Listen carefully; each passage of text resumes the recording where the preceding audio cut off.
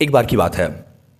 एक दिन में मैंने 5वीं बार मम्मा से पूछा, मम्मा मैं रिया के घर से थोड़ा आऊँ। मम्मा बोलती हैं, रिया घर जाना बेटा? तुम शादी क्यों नहीं कर लेता? घर ही बुला ना लेना रिया को। क्या प्रॉब्लम है तेरी? मैं रिया को बुला देती हूँ तुम्हारे लिए। इस बात में मैं तो खुश हो गया, लेकिन एक्चुअल मम्मा का इंटेंशन ऐसा नहीं था कि रिया से मेरी शादी ही करा दें। Chapter on killing a tree कुछ ऐसा ही है। इस चैप्टर में आपको देखने को मिलेगा कि ऑथर आपको ये नहीं कहेंगे डोंट कट ट्रीज, मत करो इस बेजुबान के साथ ये साजिश, ये जुल्म, लेकिन नहीं, वो कहेंगे काटना है ट्री को। इधर बैठो, मैं बताता हूँ कैसे काटना है। चैप्टर स्टार्ट होता है जब बोलते हैं कि एक बात बताऊँ, it's not an easy task for you to cut a tree. क्या लगता है तुम चॉप कर दोगे, ट्री को काट दोगे, खत्म कर दोगे? कि इसके बारे में सिर्फ कट करने की बात नहीं है, खत्म कर दो ना ट्री को। मैं बताता हूँ कैसे खत्म करना है, मैं डिस्क्रिप्शन के साथ बताता हूँ, पूरी स्ट्रेटजी बताता हूँ, पूरा टू डू लिस्ट में दे देता हूँ। खत्म करना है ट्री को, अब देखो कैसे हम खत्म करते हैं। आओ इधर।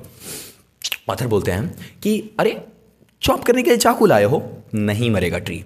इसके लिए और एक डेलिबरेट और सस्टेन्ड एफर्ट करना पड़ेगा तुम्हें। अपरूट करना है इसे, खत्म कर देना इस ट्री को। रखा क्यों है, खत्म ही कर दो ना। वो बोलते हैं कि देखो एक ट्री को सबसे पहले चाकू से तो कटने नहीं वाला, एक काम करो, इसके ब्रांचेस को काट दो। अरे ब्रांचेस को काटा, कुछ नहीं होगा। ये बाग बाग जो बने हैं, BAR के बाग, मतलब वो जगह जहाँ से ब्रांचेस थे, फिर हील हो जाएंगे। क्या यार, इससे भी कुछ नहीं होता। मैं और अच्छे से बताता हूँ। ये बहुत ही प्रोटेक्टिव नेचर का है, बहुत स्ट्रांग है, और बहुत ही पेनफुल तरीके से भी इसे खत्म करोगे ना, ये नहीं खत्म होगा। ट्री का लाइफ फोर्स नॉर्मल नहीं है।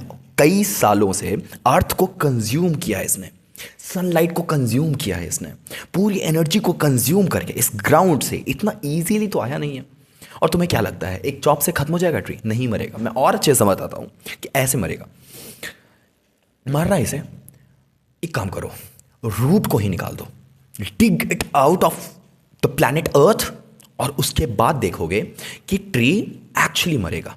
तुम्हें मारना है ना, चॉप क्या कर रहे हो? ये क्या है, छोटे छोटे पार्ट्स के? ना ना ना ना, ट्री को पूरी तरह से अपरूट कर दो और उसके बाद इसे छोड़ दो। अब आपको देखने को मिलेगा कि ये कैसे अपने सर्वाइवल के लिए फाइट करेगा। इवन इन डेथ वो कहीं ना कहीं कुछ न कुछ स्प्रॉट होता रहेगा वहाँ पे। पोइट डिस्क्राइब करते हैं कि सच में ये ऑपोजिट तरीके से इसे डिस्क्राइब कर रहे हैं वो, कि इतना आसान नहीं है ट्री को कट करना, जिसे आप बहुत आसानी से काट कर देते हो और उसे मार देते हो। ये जो वायलेंस किया जा रहा है, हम स्टूडेंट्स को बिठाने के लिए 50 ट्री कट करके उससे बेंचेस बनाकर उसी पे बिठा के बोलते हैं डोंट कट ट्रीज। ऑथर यही बोलना चाहते हैं कि it's all on paper, where is it being like established, where is it being actually being used? Nowhere. Act of cutting tree is not immediate, इतना आसान नहीं है, बहुत स्लो प्रोसेस है। और कट क्यों कर रहे हो भाई? मार दो ना, मार दो ट्री को, खत्म कर दो ना, ताकि वो स्प्रॉट ही ना हो दोबारा, उसका जनरेशन ही खत्म हो जाए वहाँ पे। एक वार्निंग है ऑथर की तरफ से, एक जो हमारा डिस्ट्रक्टिव टेंडेंसी है ह्यूमन की, उसके लिए एक थ्रेट है, एक वार्निंग है नेचर का।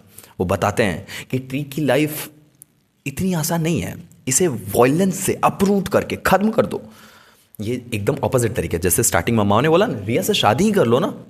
एक्चुअली वो इंटेंडेड नहीं थी मेरी शादी कर, होता तो अच्छा है, इंटेंडेड नहीं थी, लेकिन मम्मा ने ऐसा बोला।